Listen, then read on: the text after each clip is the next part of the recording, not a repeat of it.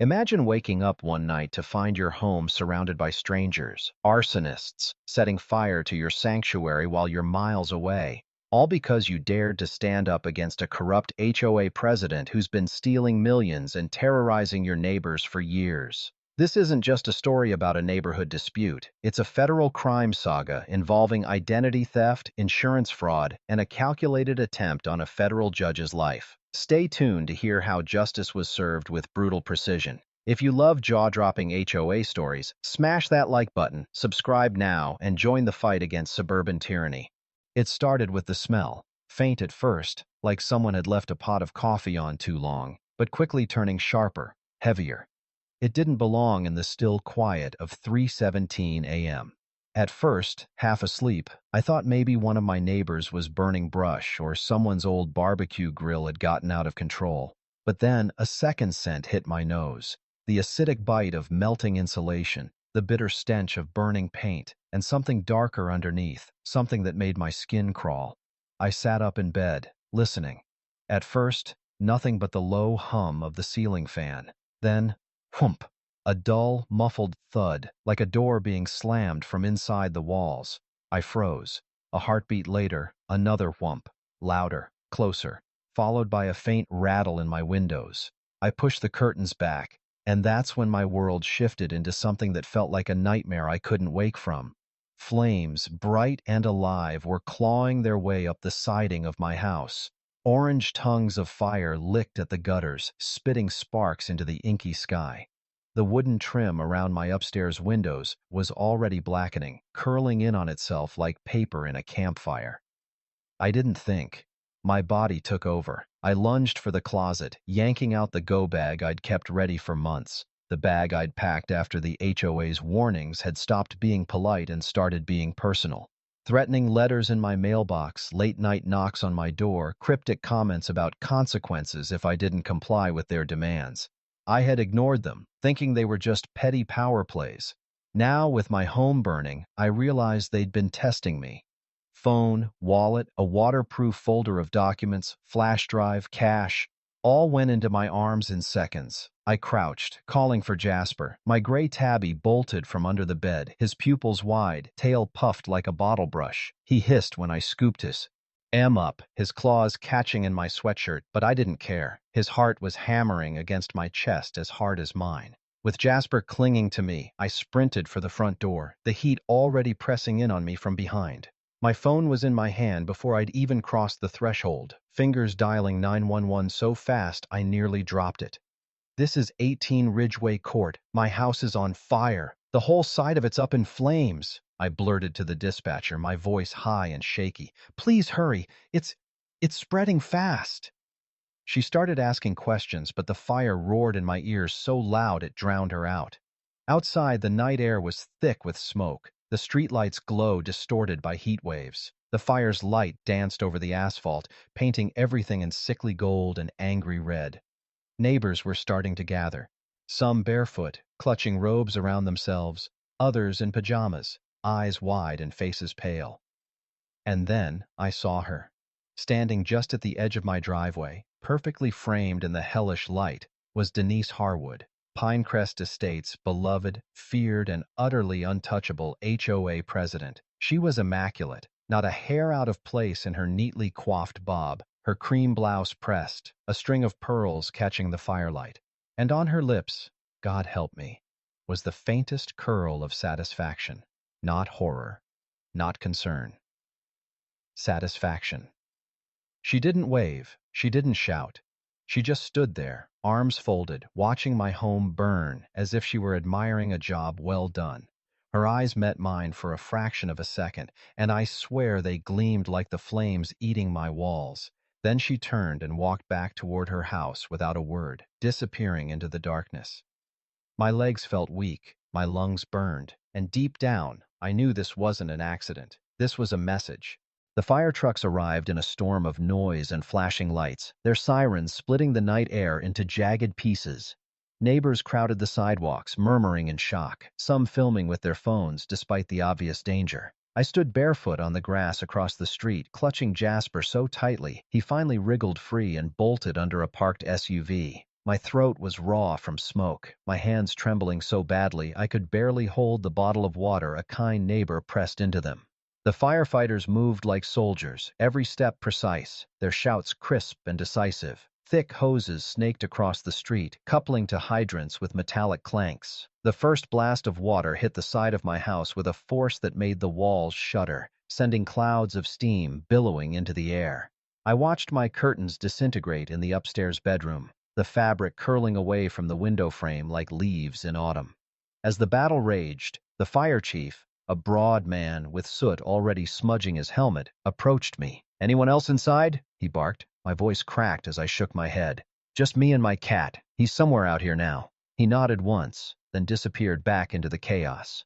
But even in the middle of the disaster, my eyes kept searching the shadows, hunting for that one figure.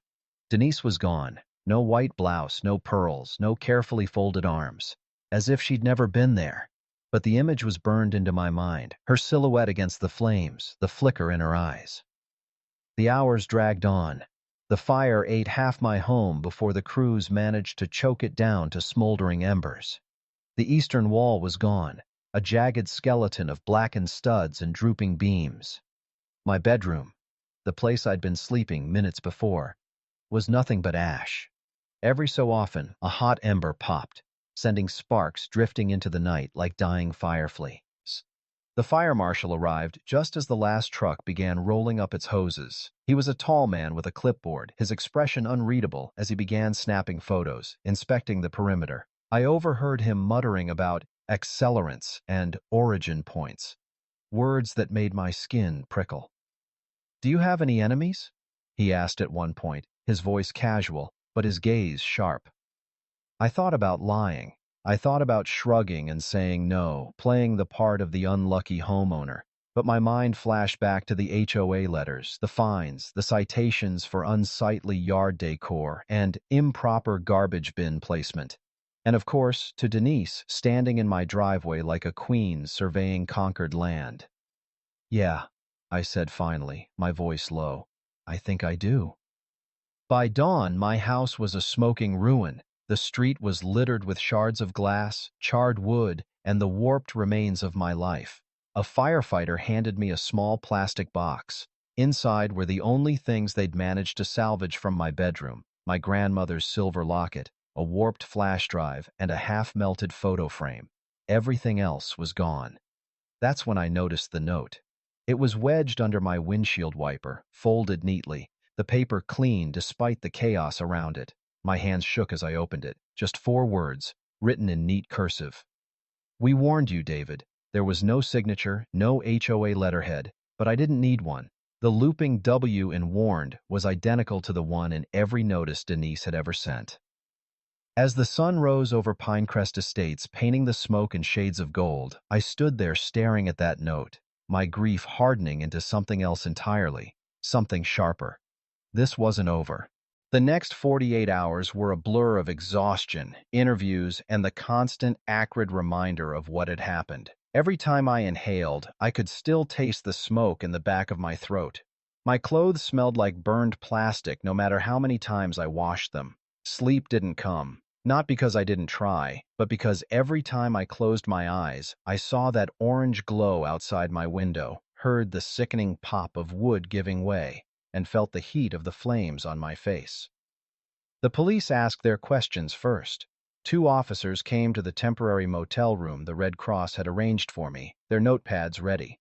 One was polite but distant, the other seemed almost bored. "Any recent disputes, arguments, financial trouble?" they asked in rotation, their pens scratching like clockwork. I kept my tone even as I answered.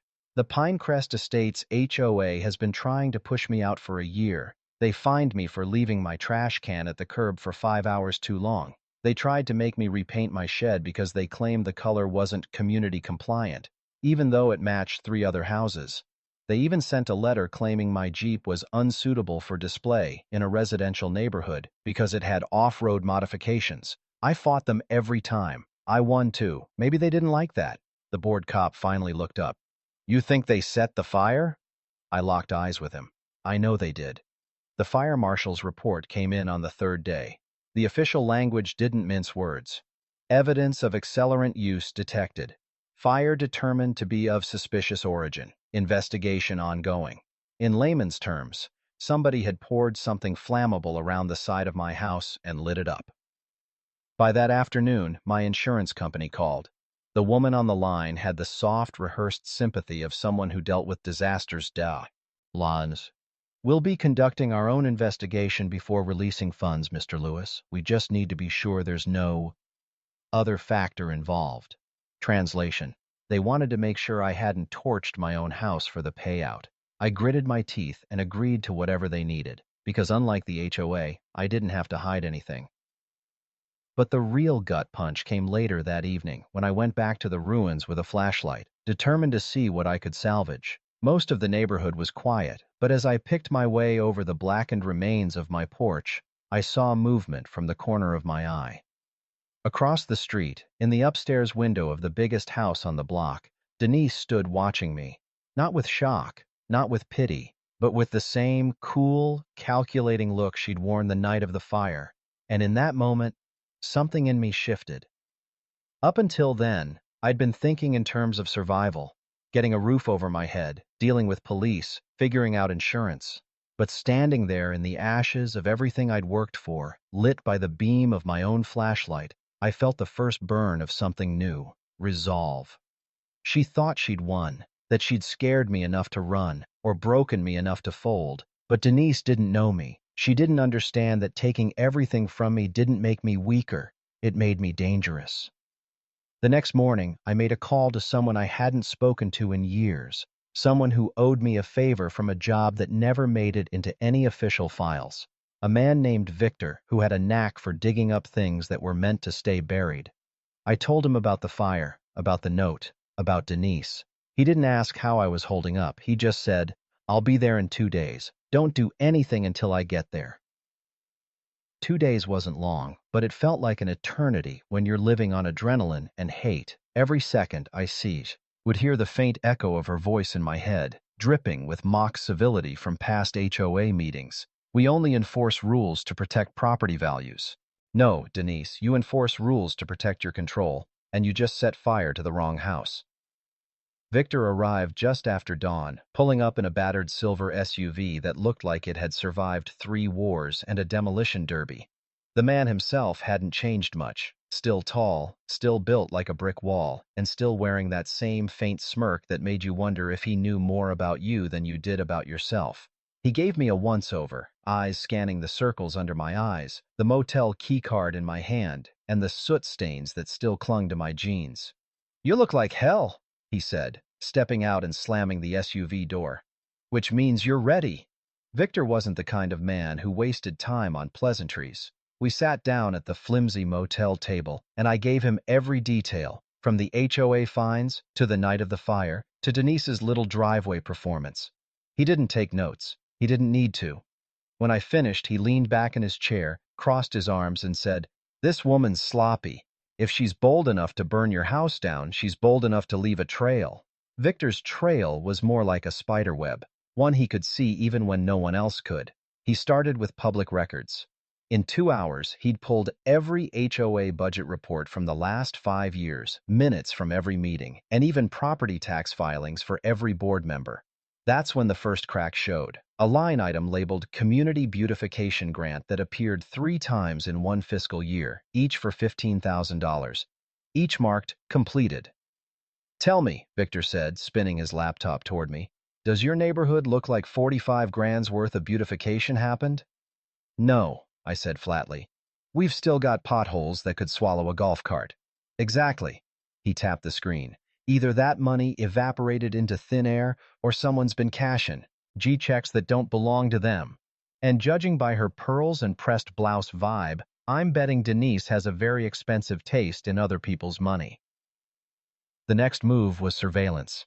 We drove back into Pinecrest Estates under the cover of night, Victor parking 2 streets over from my still-charred lot. He handed me a camera with a telephoto lens. "We're looking for patterns," he explained. "Times she leaves, who she meets, where she goes, and if we're lucky, we'll get her meeting the person who lit your house on fire." Over the next week, I learned 2 things. 1. Denise had a schedule as rigid as her HOA bylaws, and 2. She wasn't as discreet as she thought. Twice, she drove to the same storage facility on the edge of town, staying no more than 20 minutes before leaving with a tote bag. Victor planted a discreet tracker under her bumper the second night. By the end of the week, the tracker's data told us something interesting. Denise wasn't just going to the storage unit. She was meeting a man in a dark green pickup in a grocery store parking lot 20 miles away. The first time, she handed him a thick envelope. The second, he handed her one. Victor looked at me over the rim of his coffee cup. Your arsonist has a face now. All we need is proof. Proof came sooner than we expected. On the ninth day after the fire, Denise made another meet. This time, we were ready. I sat in Victor's SUV across the lot, camera rolling, while Victor, wearing a ball cap and sunglasses, casually crossed paths with the man in the pickup. He didn't just get a good look at the guy's face. He snagged the license plate, too. A reverse search later, we had a name: Alan Briggs, a handyman with a record for petty theft, vandalism, and, most damningly, an arson conviction from 15 years ago. Victor grinned like a wolf. Your HOA president's not just dirty, she's EMP, employing a convicted firebug to do her dirty work. The weight in my chest shifted that night. For the first time since the fire, I felt like I wasn't just reacting. I was moving towards something. We had names, we had connections, and soon we'd have the evidence to tear Denise's perfect little world apart, one pearl at a time. But Victor wasn't done. We're not taking this to the cops yet, he said. We're going to let her think she's safe. The more comfortable she feels, the sloppier she gets. And so, the trap began to take shape. Victor's plan was simple but effective. Let the predator believe her prey was weak and scattered, then spring the trap with precise timing. We needed to give Denise the illusion that the fire investigation had stalled, that the neighborhood was distracted, and that the heat had died down. Only then would she drop her guard, and that's when we'd catch her red-handed. To buy us time, I kept my interactions with neighbors deliberately low-key. I dropped casual hints about moving away and kept questions vague when people brought up the fire. The goal was to let the HOA's gossip mill spin its wheels without suspicion. Meanwhile, Victor coordinated with his network of informants, tapping into local utility companies, storage facility employees, and even mail carriers to get eyes and ears on Denise's movements. 2 weeks after the fire, Denise seemed to be loosening up. Victor noticed her stopping by the local coffee shop more often, chatting with other HOA board members like she was just a stressed-out neighbor. One evening, Victor and I sat in the dark of his SUV outside her townhouse, watching as she pulled a bulky tote from her trunk and carried it inside. I want to know what's in that bag, I whispered, tension tightening my chest. Victor smirked. Soon enough, but patience is a weapon. The breakthrough came unexpectedly on a crisp Thursday morning. The storage facility where Denise had made her frequent trips sent an anonymous tip to Victor. Suspicious activity after hours, including a truck unloading large crates on multiple nights. Victor and I arrived under the cover of darkness, slipping past security cameras with a mixture of careful planning and luck. Inside the dimly lit storage unit, we found a trove of incriminating evidence: boxes of HOA financial records with forged signatures, falsified invoices, and documents detailing unauthorized transfers from community accounts. The scale of embezzlement was staggering, hundreds of thousands of dollars siphoned over just a few years. Among the papers, a handwritten ledger caught my eye. It detailed payments made to contractors on specific dates that perfectly aligned with the times Alan Briggs had been seen near my property. Victor's voice was low but fierce. She's been paying him to take care of problems, and your house was the biggest problem. We gathered photos, videos, and all the physical evidence we could find, carefully bagging each item for the eventual prosecution. My mind raced, piecing together the narrative. Denise weaponized HOA regulations not just to intimidate residents, but to create chaos and profit off the destruction. The following day, Victor put the surveillance tracker on Alan's truck. As expected, Alan made a late-night trip to Denise's townhouse, loaded with suspicious equipment, containers of accelerants, gloves, and what looked like homemade incendiary devices. We followed Alan's truck on a twisting route through Pinecrest Estates, capturing every stop, every exchange. Victor's camera caught Alan handing the equipment to an unidentified man, later identified as a recently fired employee from a rival HOA, who'd been quietly helping Denise orchestrate a series of fires in neighboring subdivisions to trigger insurance claims.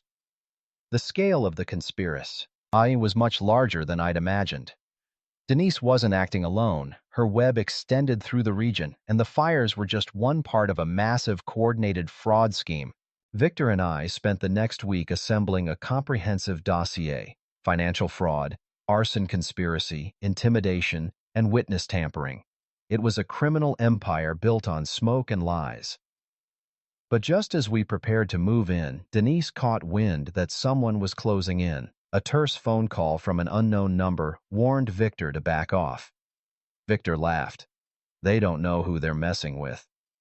Still, the stakes were rising. The night before our planned raid, Denise sent a terse message to the HOA residents. Any disruption to her presidency would jeopardize community stability. The veiled threat wasn't lost on anyone. Sleep was a luxury those days. Every creak in the night set my heart racing, but there was no turning back.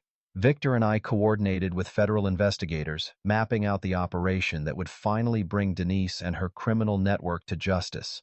Surveillance cameras were installed at strategic points. Calls were monitored. The stage was set. The trap was ready. And now, all we had to do was wait for Denise to take the bait.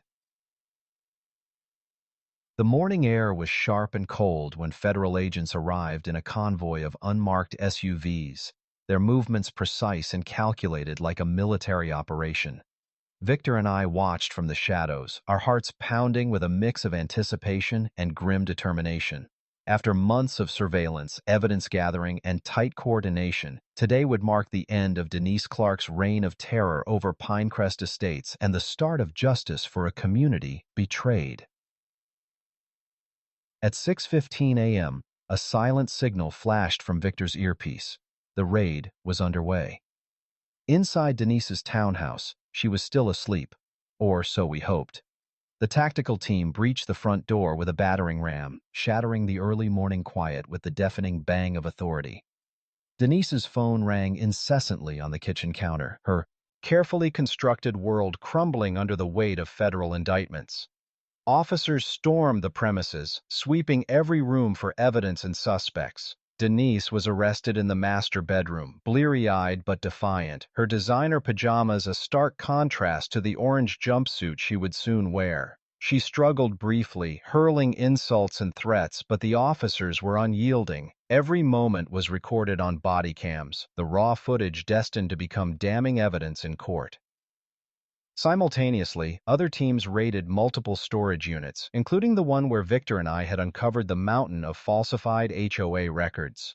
Boxes were seized, computers confiscated, and digital data servers shut down under the watchful eyes of cybercrime specialists.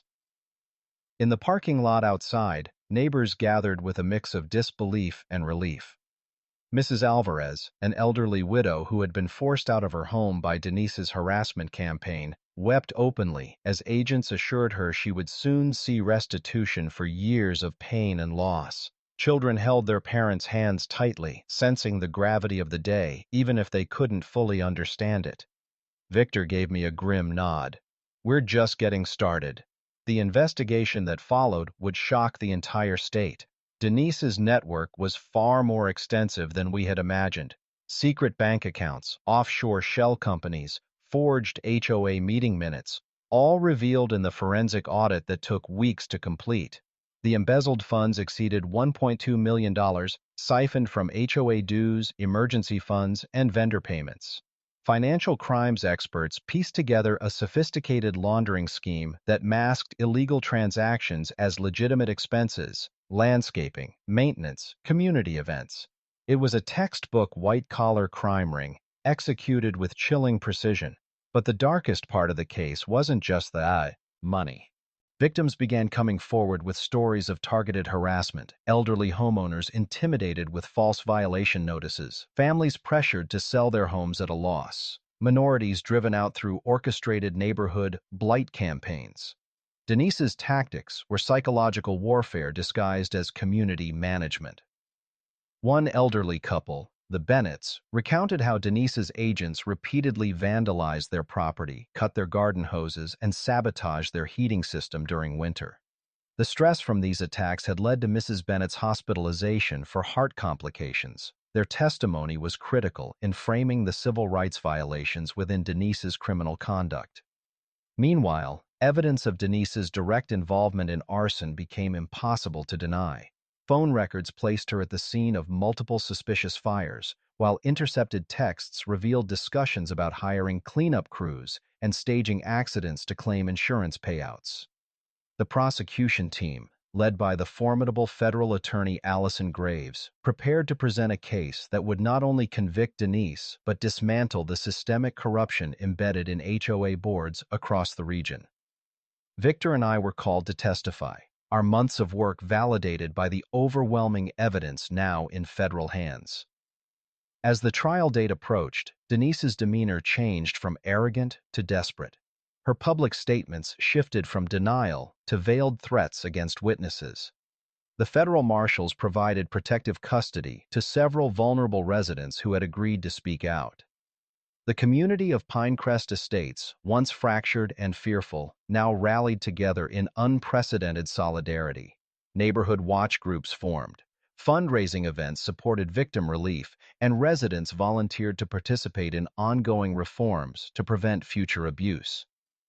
Meanwhile, the media frenzy grew. News outlets covered the case extensively, dubbing it the HOA crime ring scandal.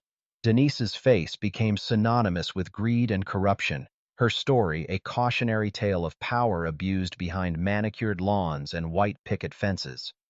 In the courtroom, Allison Graves opened with a powerful statement that set the tone for the trial. This case is not merely about property crimes or financial fraud. It is about a betrayal of trust, a violation of community, and a deliberate campaign to destroy lives under the guise of neighborhood governance. The defendant used the law not to protect, but to prey. The jury listened intently as evidence unfolded: detailed ledgers, damning surveillance footage, eyewitness accounts of harassment, and forensic analyses of fire scenes. The prosecution painted a chilling picture of Denise's descent from respected HOA president to criminal mastermind. Denise's defense tried to discredit witnesses, argue procedural errors, and claim political persecution, but the mountain of evidence was insurmountable. After 3 weeks of intense testimony, closing arguments, and jury deliberations, the verdict was unanimous: guilty on all counts, including conspiracy to commit arson, embezzlement, intimidation, and civil rights violations. As the judge pronounced the sentence, 25 years in federal prison without parole, relief and vindication swept through the courtroom. Families embraced, tears flowing freely, the weight of years of fear finally lifted. Outside, Victor and I stood shoulder to shoulder, the battle won, but the scars undeniable. Our community was forever changed, scarred by the trauma, but strengthened by resilience. Justice had been served. The courtroom emptied slowly, the echoes of the judge's gavel still ringing in our ears.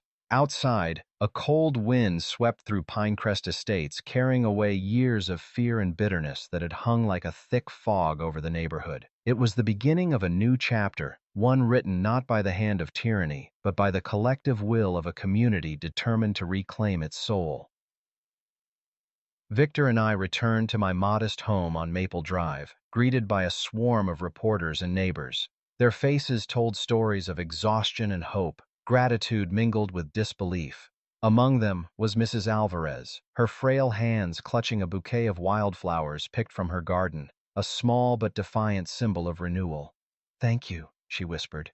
"You saved us." The emotional weight of the case pressed on me, but so did the responsibility. Denise Clark's conviction was just one battle won. The real war was rebuilding Pinecrest Estates and safeguarding its future against predators lurking behind HOA boards and community committees. I convened an emergency town meeting the following weekend at the local community center. packed wall to wall with residents eager to discuss the path forward. The air buzzed with energy as families shared stories of pain, resilience, and hope. The community's wounds were deep, but the determination to heal ran deeper. At the meeting, I unveiled a comprehensive reform plan co-written with Victor and legal experts.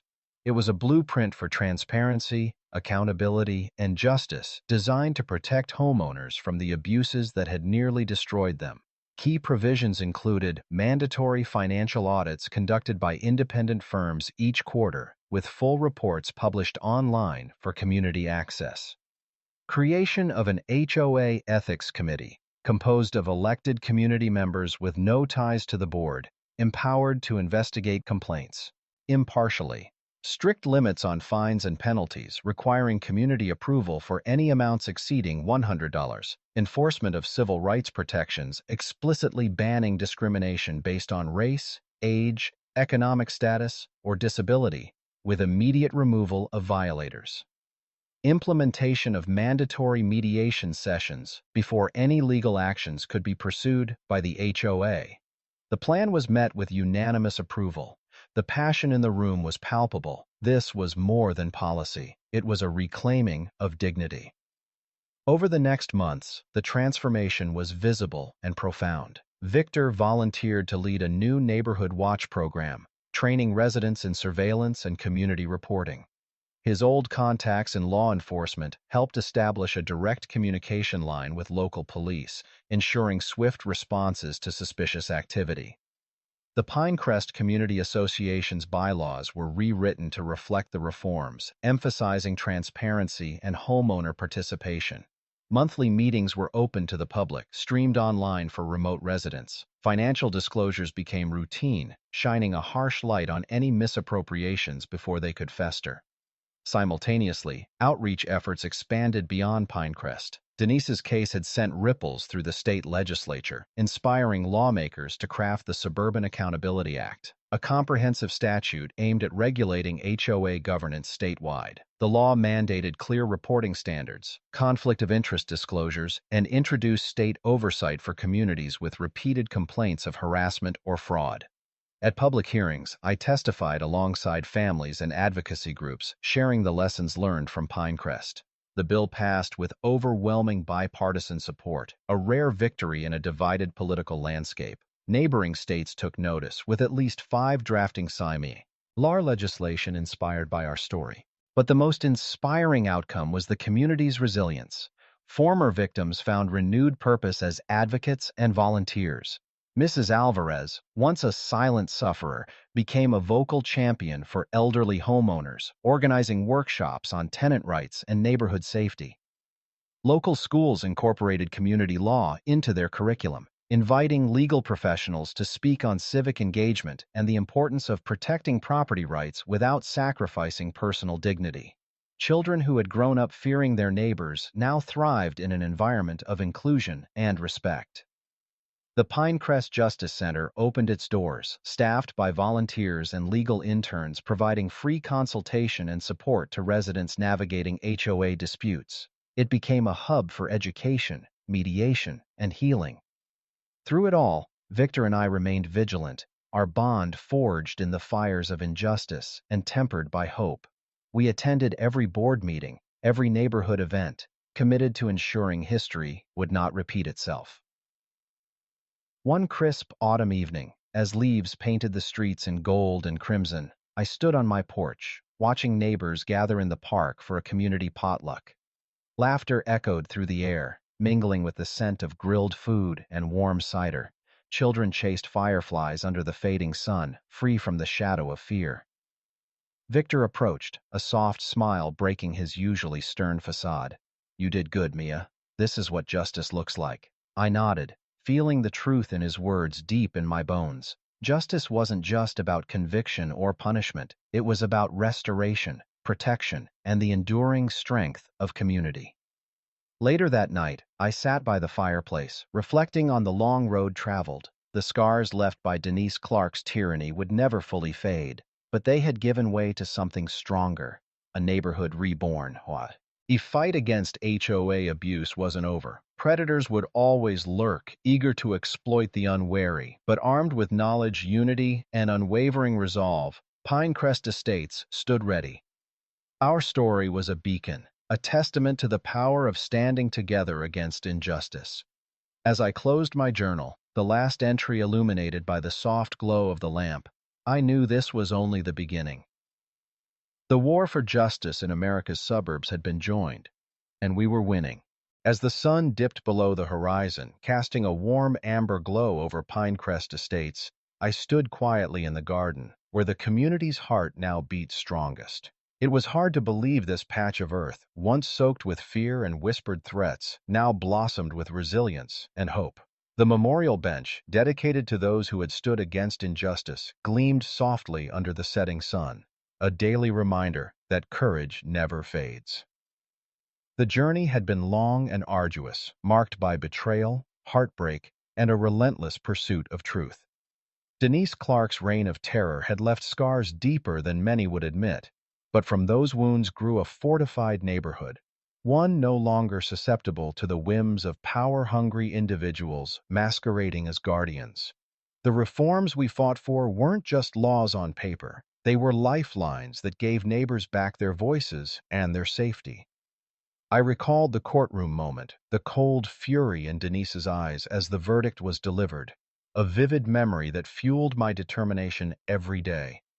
But justice, I had learned, was more than convictions and prison bars. It was about restoring trust and rebuilding lives. Watching families return to their homes, children playing where silence once reigned, filled me with a profound sense of purpose. This was why I became a judge, to defend those without power and uphold the dignity of community. Yet the fight was far from over. Predators would continue to emerge, adapting and scheming in the shadows of HOA boards and community meetings. But Pinecrest Estates had become a beacon, a warning sign to would-be tyrants that we would stand united, vigilant, and unyielding.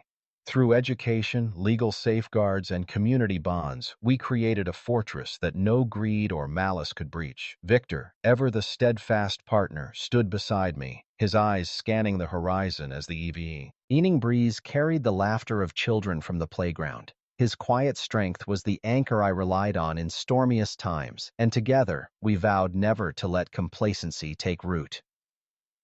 As the stars began to prick the velvet sky, I felt a quiet peace settle over me. The past's shadows would always linger, but they no longer held dominion here. Pinecrest was free, free to grow, to thrive, and to serve as a model for communities nationwide. For anyone reading this who finds themselves trapped in the clutches of petty tyranny or harassment, know this: you are not alone. Document everything, build alliances, seek justice with patience and tenacity. Bullies feed on silence and fear, but they crumble in the light of truth and collective strength.